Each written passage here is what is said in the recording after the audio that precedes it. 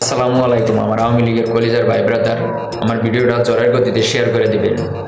বাংলাদেশের ভিতরে যারা আওয়ামী লীগ করে তাদেরকে এই অবৈধ সরকার ডক্টর ইউনূস ধইরা ধইরা জেলে ঢুকাইতেছে বিনা অপরাধে।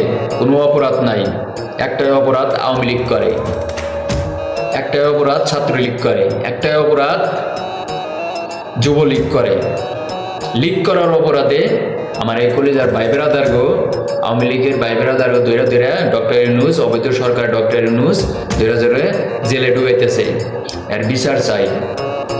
আমার নেত্রী শেখ হাসিনা যদি একবার বাংলার মাটিতে ফেরে, এগুলার অস্তিত্ব থাকবো না। ডক্টর ইউনূসের চেলাবেলা একটার অস্তিত্ব থাকবো না, ঠিক আছে? আর যারা প্রবাস থেকে প্রতিবাদ করতেছে তাদের বিরুদ্ধেও কথা বলা হইতেছে। তারা দেশে গেলেই নাকি ডাইরেক্ট জেলে ঢুকাবে, মামলা দিয়ে জেলে ঢুকাবে।